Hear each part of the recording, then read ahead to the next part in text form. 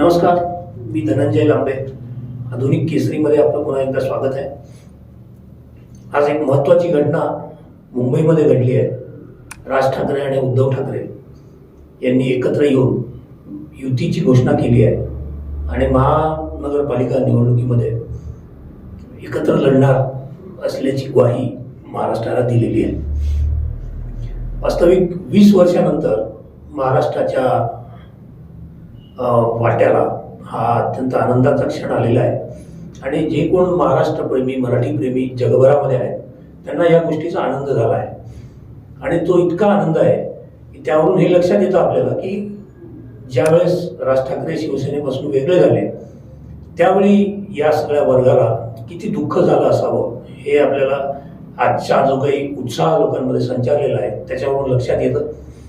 निवडणुका येतात जातात, सत्ता कोणाची येते, कोणी पराभूत होतं, या सगळ्या गोष्टी ठीक आहेत, परंतु महाराष्ट्राच्या वाट्याला जे काही भाग्याचे काही क्षण आलेले आहेत गेल्या काही वर्षांमध्ये ते आपण जर लक्षात घेतलं तर त्यापैकी हा जो क्षण आहे हा अत्यंत महत्त्वाचा असा क्षण आहे.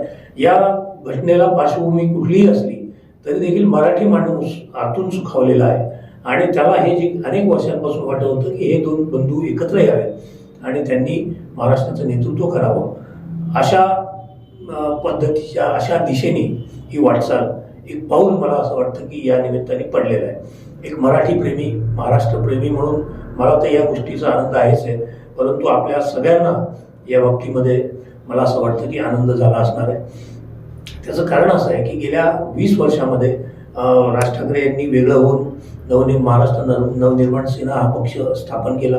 त्यानंतर या दोन्ही पक्षांमध्ये एकमेकांवरती अनेक वेळा कुरघोडी करण्याचे पण प्रसंग आले. या नेत्यांनी एकमेकांवर टीका देखील केली, परंतु हे सगळं केल्यानंतर आता जी काही परिस्थिती महाराष्ट्राची आहे ती सावरण्यासाठी म्हणून हे दोन महत्त्वाचे नेते एकत्र आलेले आहेत आणि निश्चितच यांना महाराष्ट्रामध्ये मुंबई महापालिकेमध्ये आणि इतर महापालिकांमध्ये या घटनेचा या गोष्टीचा फायदा झाल्याशिवाय राहणार नाही असं माझं मत आहे.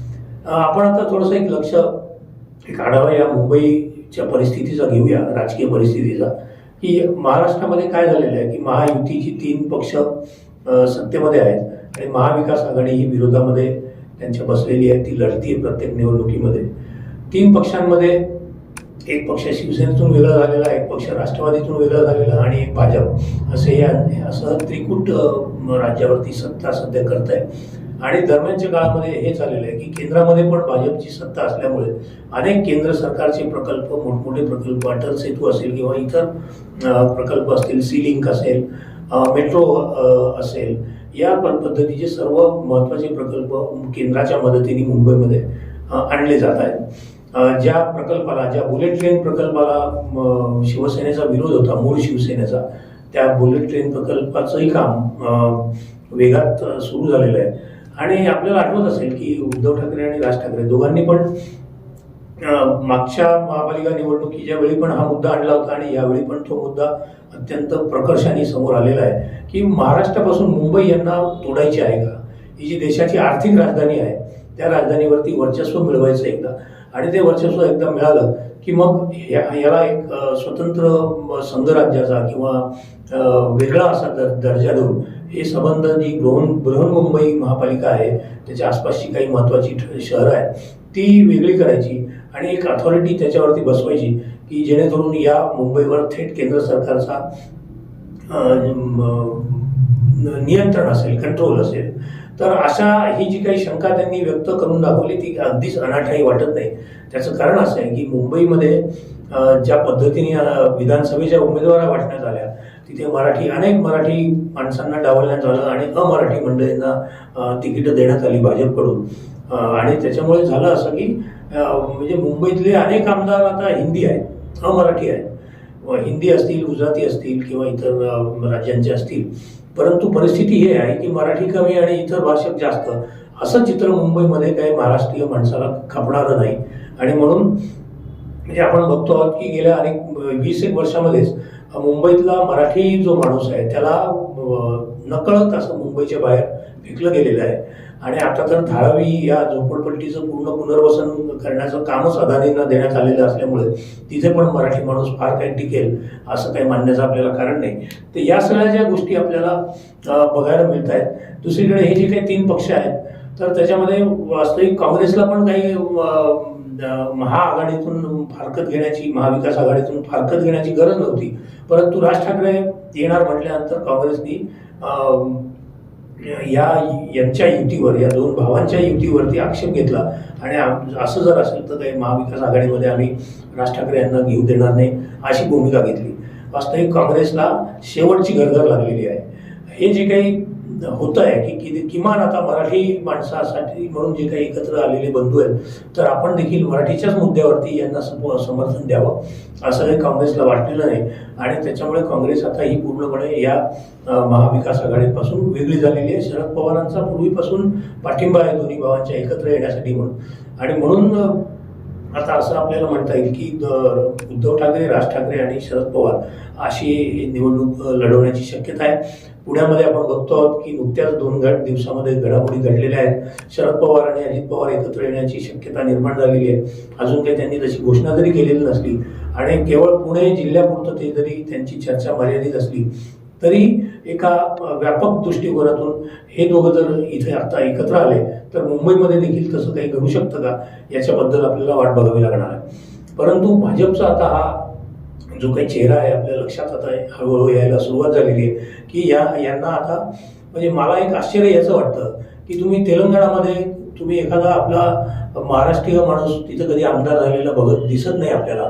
कर्नाटकामध्ये एक सीमेवरचे काही जर जिल्हे सोडले आपण तर आपल्याला तसं काही दिसत नाही. राजस्थानात कधी मराठी माणूस तिथे निवडून येण्याचं काही कारण नाही. इकडे गुजरातमध्ये तर अजिबातच कारण नाही. परंतु महाराष्ट्रामध्ये मात्र या सगळ्यांना यायचं आहे, मुंबईमध्ये यायचं आहे, महाराष्ट्राच्या इतर भागांमध्ये या सगळ्या अमराठी मंडळींना जम बसवायचं आहे. मी अमराठी या अर्थाने म्हणतोय की यांच्या काही 3-4 पिढ्या इथे राहिलेल्या पण असतील, त्यांना विरोध करण्याचं आपल्याला कारण नाही आहे. परंतु राजकारण कशा दिशेने ते जात आहे हे आपल्याला समजून घ्यावं लागेल की महाराष्ट्रामध्ये मराठी नावच दिसलं पाहिजे या आग्रहाला आक्षेप असण्याचं कोणाचंच काही कारण नाही. परंतु आपण अनेक शहरं अशी बघतो आहोत की जिथल्या महापालिकांमध्ये, नगरपालिकांमध्ये, अगदी जिल्हा परिषदा काय ग्रामपंचायतींमध्ये देखील आपल्याला अमराठी नावं दिसतात.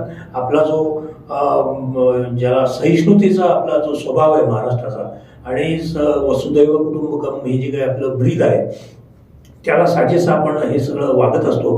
परंतु इतर राज्यांमध्ये जर गेलं तर आपल्याला या पद्धतीचं मोठं मन हे काही आपल्याला दिसत नाही. आणि तेव्हा मग शंका अशी येते की मग केवळ महाराष्ट्रासाठीच का हा प्रश्न आपल्या मनामध्ये येतो की महाराष्ट्रातच या सगळ्यांची गर्दी का असावी, इतर राज्यांमध्ये महाराष्ट्रीय का पोचू नयेत. तर सांगायचं तात्पर्य एवढंच आहे की बाळासाहेब ठाकरे यांनी मराठी माणसाच्या पाठीशी उभं राहून त्याला मजबूती दिली.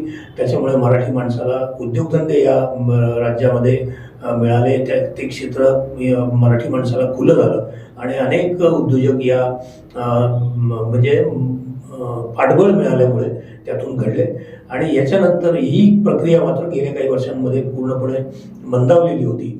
ती आता या परत एकदा सुरू होणार आहे. म्हणजे एका हिंदी आमदाराचा मराठी माणसावर हात उचलण्याचा सुद्धा मुंबईमध्ये धाडस त्याचं होतं.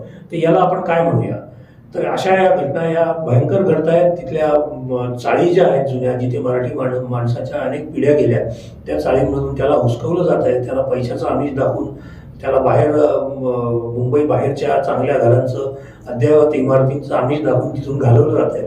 आणि तो माणूस तिथून बाहेर पडतोय कारण त्याच्या लक्षात येत आहे की मुंबई काय मराठी राहिलेली नाही. म्हणजे मुंबईमध्ये हिंदी भाषकांचा किंवा इतर भाषकांचा इतका वर्चस्व झालेला आहे की कुठेही गेलात तुम्ही तरी तिथे मराठी बोलल्याबरोबर त्या माणसाकडे वेगळ्या नजरेने बघितलं जात आहे. तेव्हा अशा या परिस्थितीमध्ये 2 भावांचं एकत्र येणं हे मराठी माणसासाठी खूप आनंदाचा तर विषय आहेच आहे. हा आस्थेचा विषय आहे, त्याचा मराठीवरच्या विश्वासाचा विषय आहे. आणि त्यांनी हिंदी बोलण्याची महाराष्ट्रामध्ये गरज नाही, त्याला मराठी बोलून सुद्धा आपली प्रगती साधता येईल हा विश्वास देणारा हा दिवस आहे, हा क्षण आहे. तेव्हा मला असं वाटतं की या क्षणाला आपण सगळ्या मराठी मंडळींनी मिळून सेलिब्रेट केलं पाहिजे. आणि या राजकीय परिस्थितीमध्ये आपल्याला एक लक्षात घेतलं पाहिजे की महाराष्ट्राचं मराठीचं हित कोणाकडे आहे. हे जे काही आपण किरकोळ गोष्टी बघतो की यांनी काय हित केलं, मुंबई महापालिकेमध्ये भ्रष्टाचार बोकाळला, मुंबईतले रस्ते कसे आहेत, मुंबईमध्ये पायाभूत सुविधा कशा आहेत, तर माझं प्रामाणिक असं मत आहे की महाराष्ट्राच्या कुठल्याही शहरापेक्षा मुंबईमध्ये पूर्वीपासूनच पायाभूत सुविधा या अत्यंत उच्च प्रतीच्या आहेत. मुंबईचं भौगोलिक एक समस्या अशी आहे की ती समुद्राकाठी बसलेली आहे आणि ते एक बेट आहे, तिन्ही बाजूंनी समुद्राने वेढलेलं बेट आहे.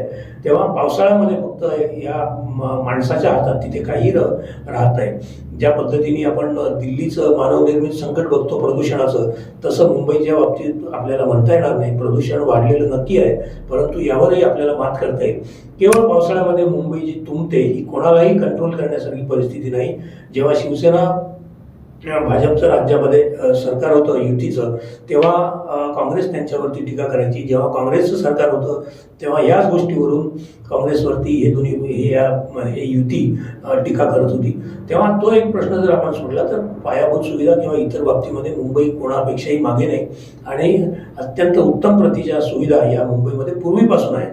म्हणजे हे सरकार सत्तेत आलं म्हणून आल्या आणि हे सरकार नसताना सुविधा नव्हत्या हे म्हणणं म्हणजे मूर्खपणाचं ठरणार आहे.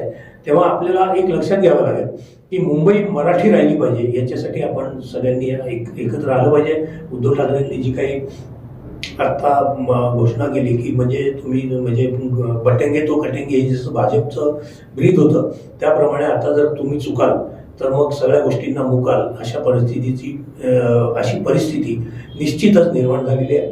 मुंबईमध्ये मराठी माणसाला जर सन्मान हवा असेल तर त्याला या छत्राखाली एकत्र यावं लागेल. मराठी महाराष्ट्र एक जे काही छत्र आहे आपलं, हे आपलं कुटुंब आहे. या कुटुंबासाठी म्हणून एकत्र यावं लागणार आहे. कारण इतर आपण बघतो आहोत की केंद्र सरकारचा मुंबईमधला रस जो आहे तो वाढत चाललेला आहे. मुंबई इतके कोटींचा आपल्याला कर देते याची जाणीव नाही आहे. मुंबईवर उपकार करायला निघालेले हे लोक आहेत. म्हणजे दिल्लीतूनच ज्या पद्धतीचा दबाव येतो आहे की मुंबई ताब्यात राहिली पाहिजे, परंतु मला असं वाटतं की हे जे काही एकत्र दोन बंधू आलेले आहेत ज्याची आपण अनेक वर्षांपासून वाट बघत होतो, मराठी प्रेमी आणि कट्टर मराठी हे वाट बघत होतो, तर त्यांनी एकत्र यावं आणि परत एकदा शिवसेनेने पूर्वपदावर यावं. म्हणजे आता ठीक आहे, मधल्या काळात जे काही घडल्या गोष्टी त्या आपण बाजूला ठेवूया, परंतु परत पूर्वपदावर यावं. प्रखर हिंदुत्ववादी जो काही बाणा होता या शिवसेनेचा, तो बाणा परत शिवसेनेने स्वीकारावा. आणि मला असं वाटतं की आतापर्यंत राज ठाकरे यांनी शिवसेनेबाहेर पडल्यानंतर असं कधी केलेलं नाही आहे की काँग्रेसची हातमिळवणी केली आहे, पुढे शरद पवारांच्या राष्ट्रवादीची हातमिळवणी केली आहे. ते त्यांचाच पूर्वीपासूनच हा आग्रह राहिलेला आहे की मराठी माणूस हा जगला पाहिजे, मराठी माणूस पुढे गेला पाहिजे आणि मराठी भाषेवर कुठल्याही प्रकारचा अन्याय होता कामा नये. आणि या मुद्द्यांवरच त्यांना महाराष्ट्रभरामध्ये प्रचंड लोकप्रियता मिळालेली आहे. तेव्हा त्यांचे मुद्दे तर हे तर आहेतच, परंतु शिवसेनेचा जो मूळ मुद्दा होता की ज्याच्यामुळे अख्ख्या महाराष्ट्रामध्ये शिवसेनेला शक्ती मिळाली, तो एक प्रखर हिंदुत्वाचा मुद्दा पण शिवसेनेने स्वीकारावा अशी एक अपेक्षा या निमित्ताने आपण व्यक्त करू शकतो. आणि मराठी माणसासाठी, महाराष्ट्रासाठी मराठी माणसांनी एकत्र आलंच पाहिजे. आणि आता हे इतर जे काही पर्याय त्याच्या पुढे उभे आहेत त्या पर्यायांकडे फारसं लक्ष न देता, कारण सुरुवातीपासून ठाकरे कुटुंब हे मराठी माणसासाठी आणि महाराष्ट्रासाठी हे झुंजत आलेलं आहे. तेव्हा मला असं वाटतं की ही आता वेळ आहे, या पक्षाला ताकद देऊया. मधल्या काळात घडलेल्या घटना, पक्षांतरं आणि इतर गोष्टींकडे, राजकारणाकडे थोडं दुर्लक्ष केलं आपण, तरच मराठी जगू शकेल आणि मराठी ही पुढे जाऊ शकेल. तेव्हा एवढं एक अपेक्षा व्यक्त करून मी थांबतो. धन्यवाद.